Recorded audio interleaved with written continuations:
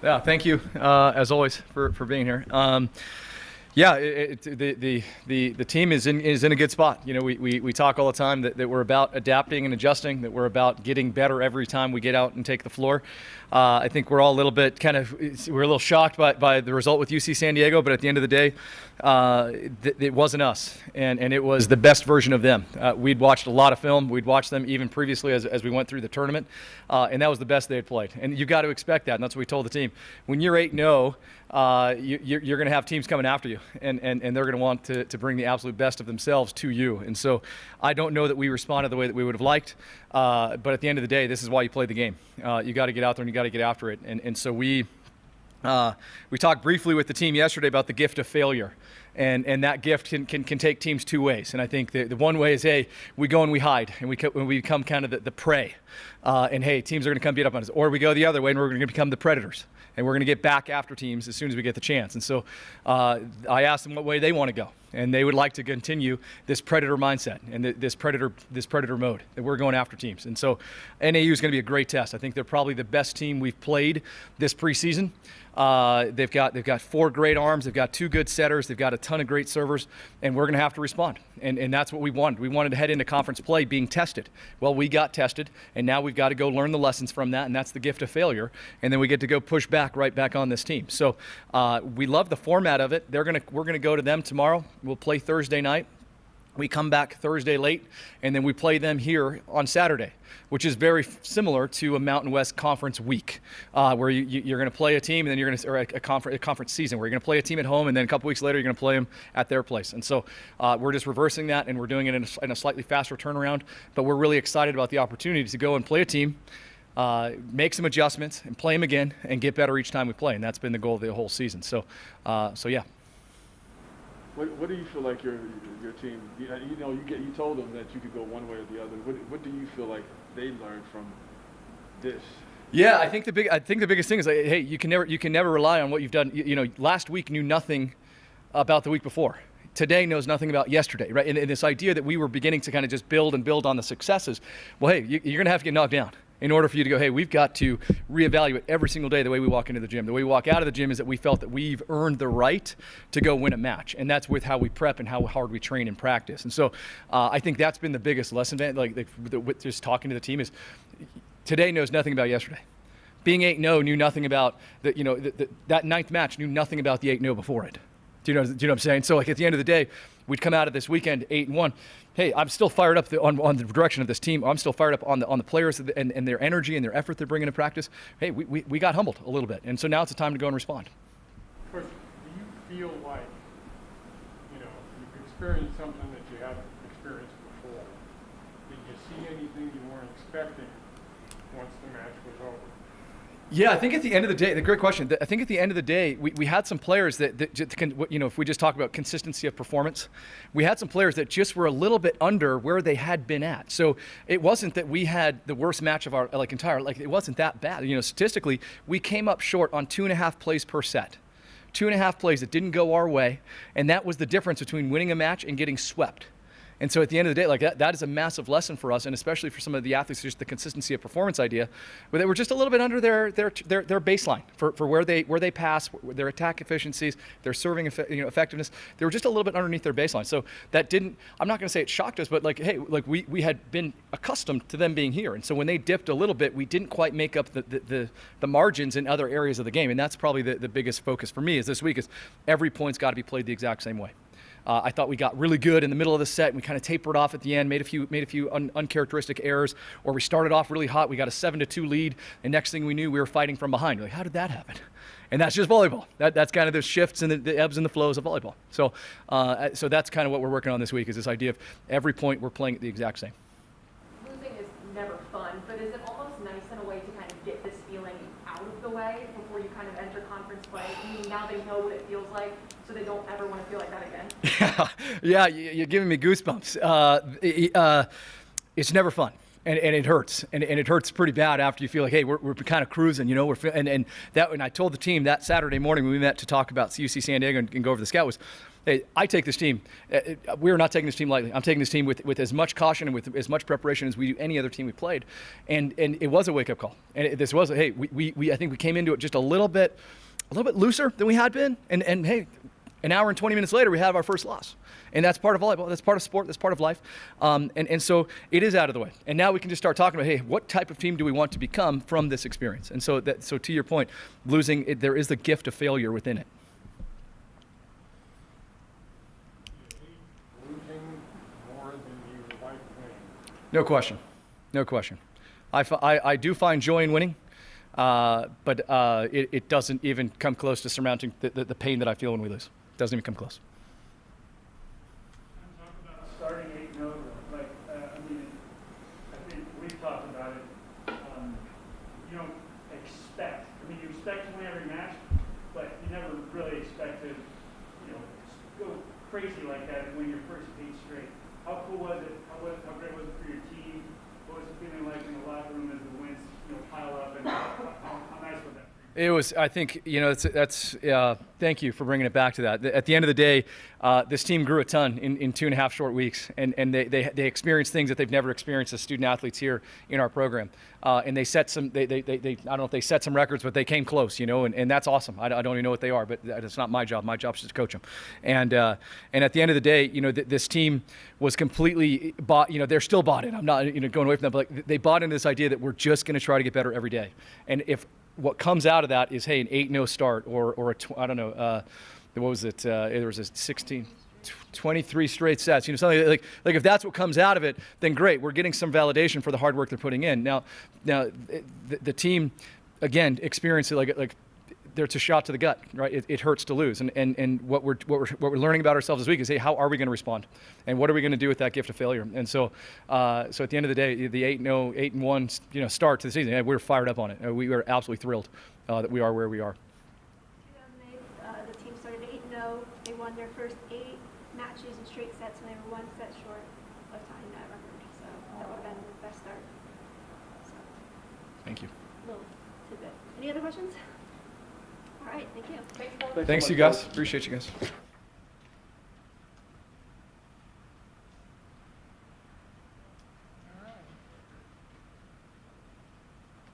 Heather will wander her way up.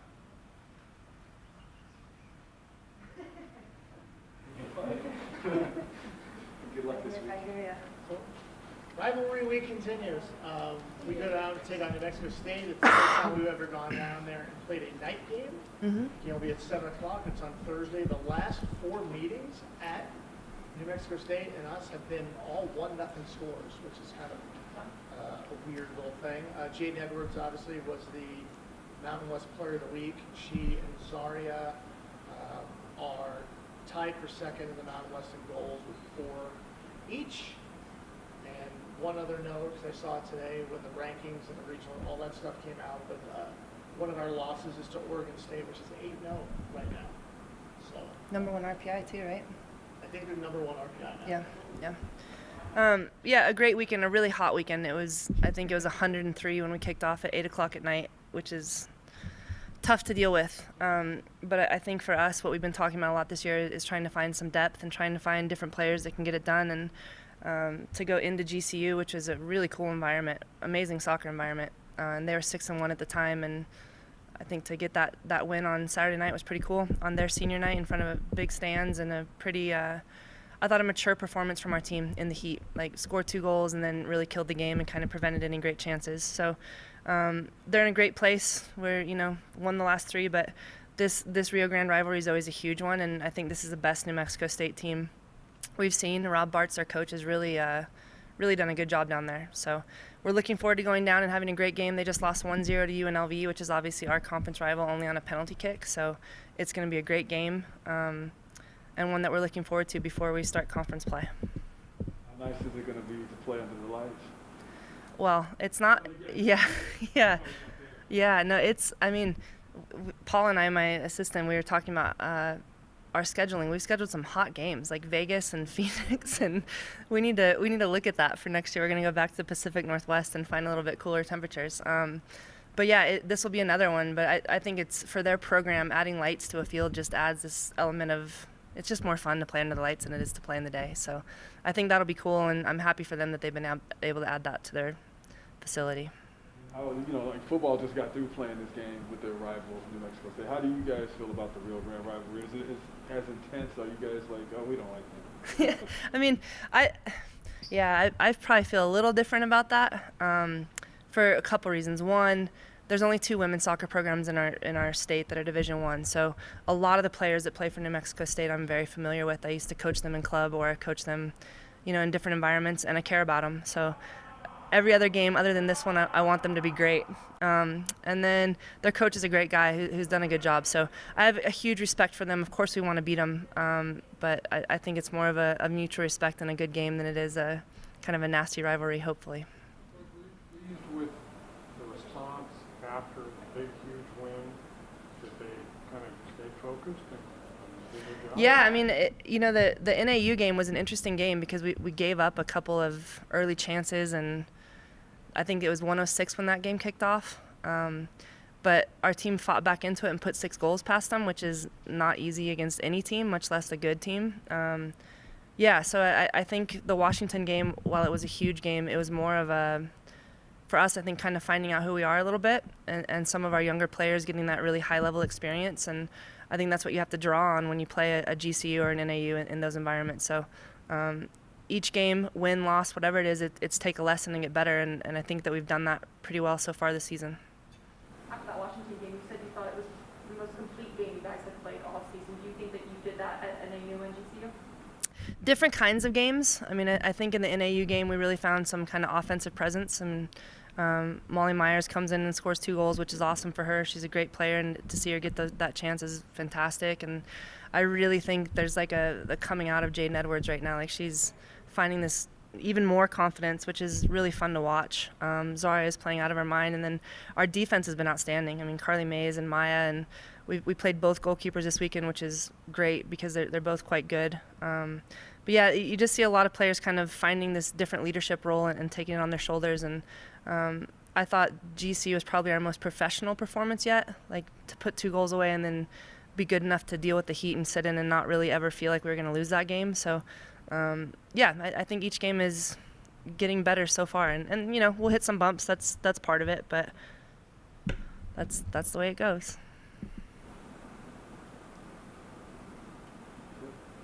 Anything else?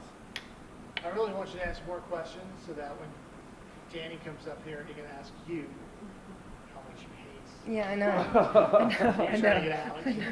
I know. I mean, I want to win, but I don't have the same. Yeah. No, I admire it. I love Danny's passion for it. It got me fired up. I was ready to go play. Like, put a helmet on and go do something. He got me riled up. But I'll feel different when the whistle blows. I mean, of course you want to win that game. That's a big one. All right.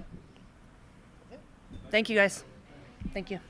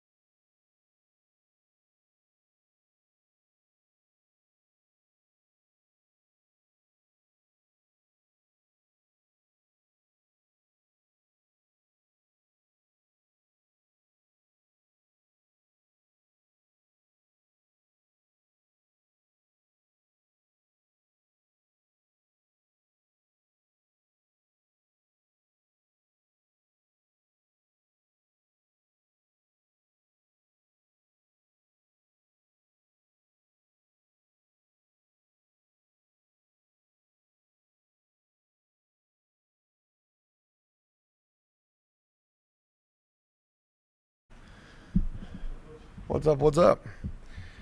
All right. What we got? Ready for a party with 102,000 of your closest friends.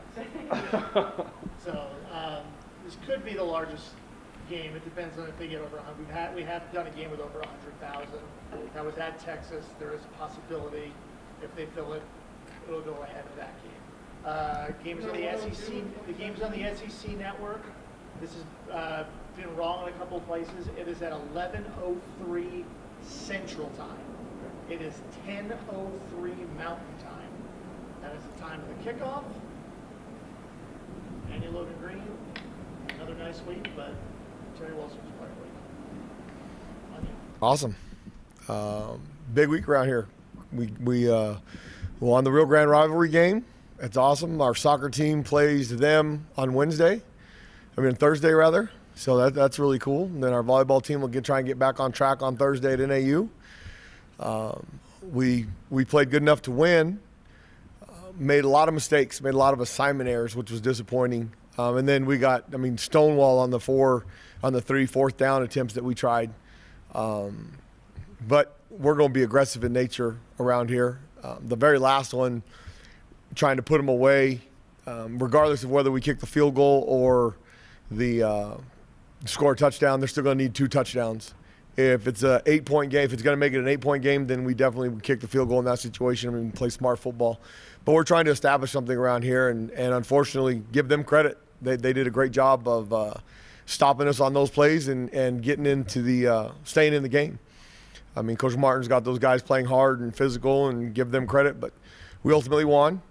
Just the biggest disappointment was the penalties. Of the 12 penalties, 7 of them are dead ball fouls, where we kill ourselves. When the ball's not in play and you get a penalty, that it destroys drives, stops momentum. The ones, when they call holding or the 2 targetings,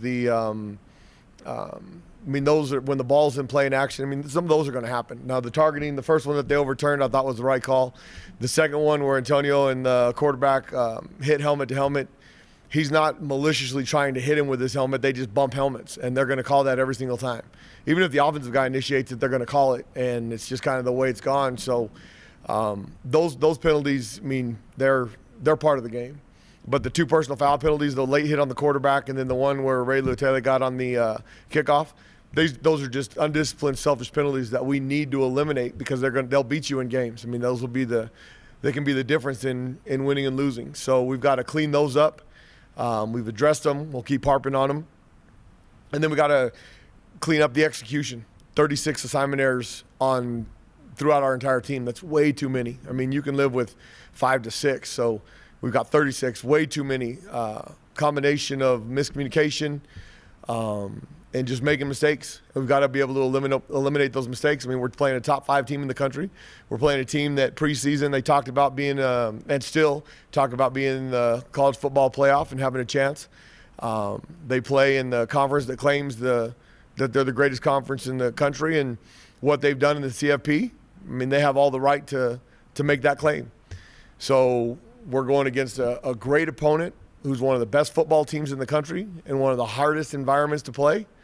That's fun. That's why you do this. And those are the games that we want to play and compete in. And, we're going to go throw our hat in the ring and see how we do.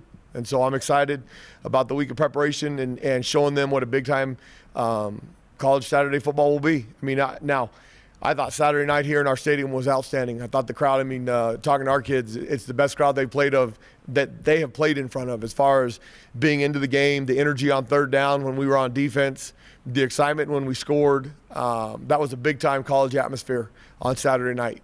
And so we need to keep building on that. So I want to thank the community for coming out and being a part of it, and we can continue to make it better. So that's good. What do we got? What questions we got? Go ahead, Bethany. They struggled against Colorado. What did you see on film that your team can exploit against them on Saturday? I saw Colorado's a really good football team. Colorado is really good up front on both sides of the ball, both offensively and defensively. They adjusted the game plan a little bit when they lost King Haynes, their starting quarterback, who won't be back until late October. He's a really good player. And then their secondary, Colorado secondary, did a great job in coverage, did a really good job in coverage. And they ran the ball pretty good too. They didn't put a lot of points on the board. Neither of the teams put a lot of points on the board. But Colorado's a really good football team. Carl Durrell's done a really good job. So, I mean, there's some things off there that we can try and emulate. But that's a good football team. Go ahead, Van. How much does it help to have somebody like Terry Wilson for a game like this? You know, like he plays teams like this consistently, and he's a leader on the team. He's a quarterback, so it has to help to have a guy like that leading the team. Preparation-wise, it's unbelievable. I mean, he's been there. He knows exactly what kind of environment it is. He can explain it. Now, until you live it and see it, I mean, it's just still words. But I mean, he took that team to overtime and had a 4th and 2, and they call a boot, and Texas A&M plays it great, and he tries to stick the ball into the flat route, and they knock it away, and Texas A&M wins. I mean, he's been there and experienced all of it, and he's played the first 2 games like we expected him to play. Now there's room for improvement. I mean, he missed a couple throws on Saturday night, and I mean, he's had his career best of 385, and it's the most that anybody's thrown for around here since 2003, which is a really long time.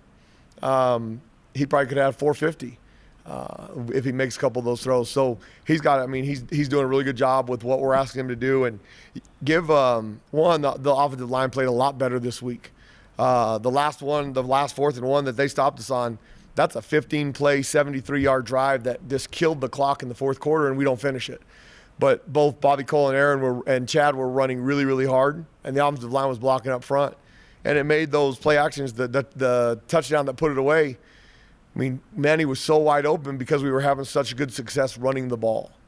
And then, I mean, what had it been since 2013 before Isaiah that we won, that our quarterback won our Mountain West Conference Player of the Week? 2000, it was 13 years. So 13 years? So 13 years we don't have a quarterback win Mountain West Conference Offensive Player of the Year, and we've got 2 in the last 4 games. A lot of production out of that room, which is really cool. Those guys are playing great, and hopefully Terry can get a few more of those. And then the wideouts, I thought the young guys and Manny and Zarek both did a great job. I mean, they are really making some competitive catches. They don't have any fear. It's awesome. I mean, that's how we want to play. I mean, the one Trace Buckler caught over the middle there, I thought he was going to get his head taken off, and he didn't worry about it. Wyndham got it. The corner route that Luke Wysong caught, I mean, he's got 2 guys barreling in on him. Didn't care. I mean, Terry put the ball in a great spot, and they're going up and making competitive catches, which is, I mean, we haven't had that around here in a long time, so that's exciting. And then I thought defensively we got a lot of pressure up front, but we can't give up the big play like we gave at the end of the first half. Just to follow up on that, I know that even you pipe in the stadium noise, get you guys ready. How much do you think that's going to help you guys? It helps with communication. I mean, we did it this morning. We put the offense, because it ain't going to be loud when the defense is on the field. We put the offense inside the indoor during their scout team periods, piped in the music, we try to emulate Texas A&M's game day, the reveille, their fight song, their band, all that good stuff. It's loud. We did 2 minutes against the defense in there, and so it makes it hard to communicate, so they can get used to how we're going to do that, so we don't get the silly penalties, the dead ball penalties of jumping off sides and not being able to. Our crowd was loud enough it caused New Mexico State to jump off sides. So we had 28,000. You had 5 times that amount of people. I mean, it'll be even that much harder. So it'll help in preparation, just to give an idea. But until you actually play it, it's not the same. We tried to do the same thing at our previous school when we were going to play Penn State. Until you're there, it doesn't matter. Put your finger on, you give us a long list, put your finger on one thing. If we do this, we'll be successful. Out physical. We got to play physical, mean, nasty football. I mean, that's who we got to be. We've got to be the toughest team. If we're the toughest team, we'll have a chance. I mean, it's that simple. Now, we can't kill ourselves with, now we list. We can't kill ourselves in execution. But if we play physical and we're the toughest team, we'll have a chance. Coach, we the fans, we remember last year, your team at this time. Is it even a fair question to ask you a comparison from last year's Lobos to today's Lobos? Last year's Lobos at this time, we had 6 practices under our belt.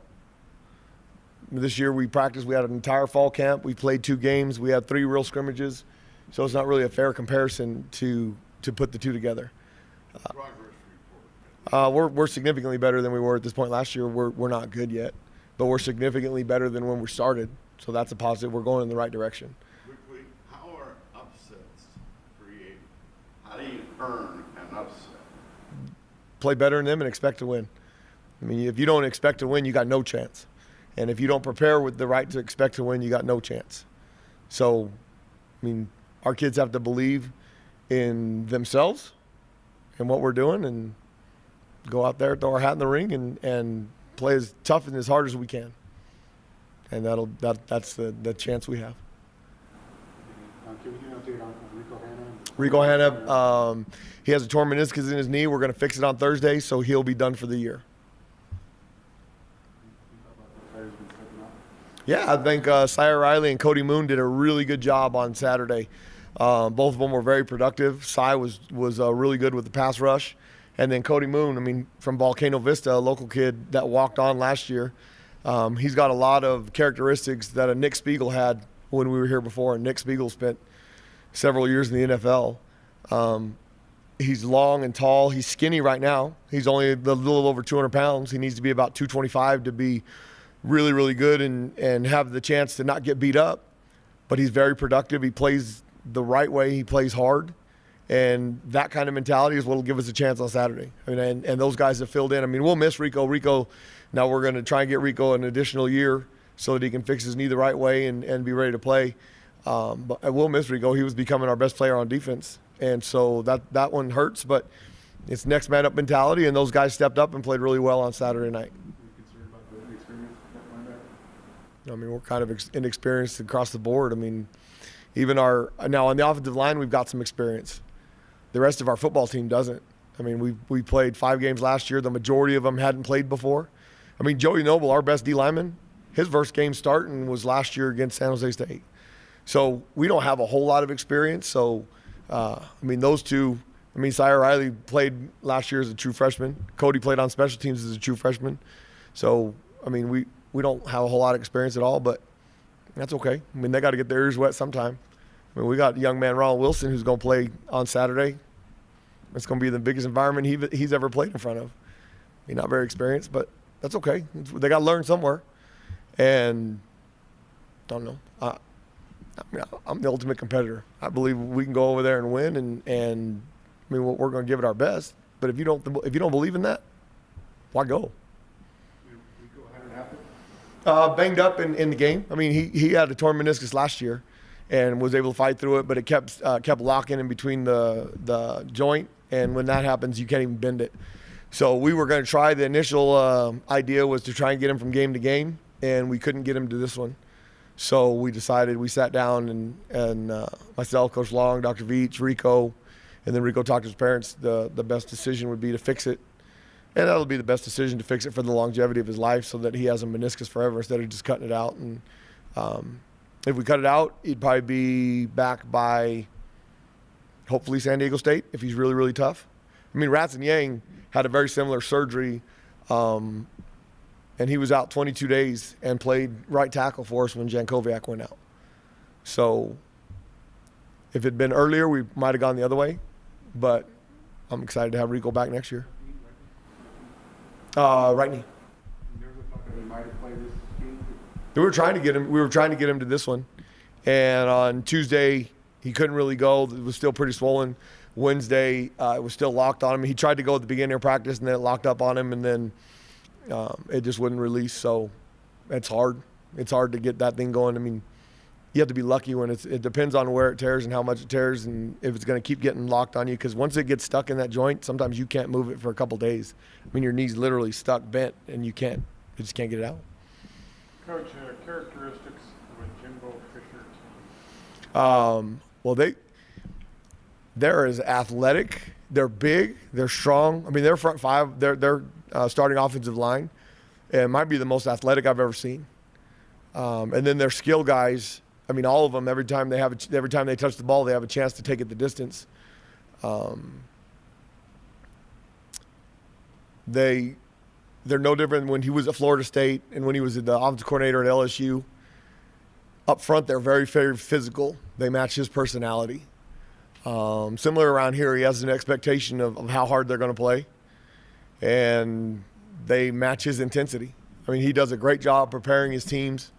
He does a great job schematically, giving them a chance to be successful, and they do a lot of things with motion and stuff that if your eyes get dirty, guys are running wide open all over the field.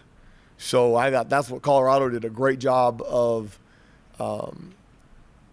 handling all the smoke and all those things that they do and covering those guys. You didn't see guys running around wide open, and then when they did get somebody loose, they got pressure on the quarterback. And then on defense, I mean, shoot, they've got probably the 6th round pick up front, 6th pick in the draft next year in the NFL draft up front. They are very technically sound. They don't do a ton of movement because they're big and strong, and it's really hard to knock them off the ball. And then in the secondary, they let their 3 safeties handle all the adjustments, and they do a spectacular job of being in the right spot. And so it's really impressive how technically sound they are. And then they're big, fast, strong, and really athletic. To a game like this, do you like being the underdog? Yeah, I don't mind that. I mean, around here, we've kind of been the underdog forever. I mean, I promise you this. When people go through their schedule in the preseason, they never put an X on New Mexico that they're going to lose that game. Ever. I got no problem with that. Because when we win the majority of them, there's a whole lot of people that are really upset at the end of the year. Now, in 2005, we were picked to win the league. So everybody thought it was going to be a tough game, and then we didn't perform the best way. When you get to the top, all of a sudden everybody gives you their best. Well, maybe everybody doesn't give us their best yet. They better start. I can tell you that. What else? Awesome. Coach. Yes. A&M's quarterback. Uh-huh. The top guy got hurt. Yes.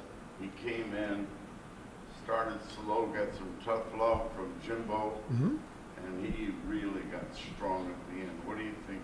I think he's a really good player. He's very athletic, and he's got a really strong arm. They're not afraid to run the quarterback power reads. They're not afraid to run the quarterback counters with him. He'll try and run you over. He's not scared. And then he was really patient in the 4th quarter. I mean, the touchdown throw that he made to win the game, that ball was on the money. I mean, that was a great throw down the sideline to the tailback out of the backfield. I mean, that's a big-time throw. I mean, that's a throw on Sundays. I mean, the 4th and 2 that Terry threw out here for the touchdown, very similar throw. I mean, that's a throw that you see on Sundays.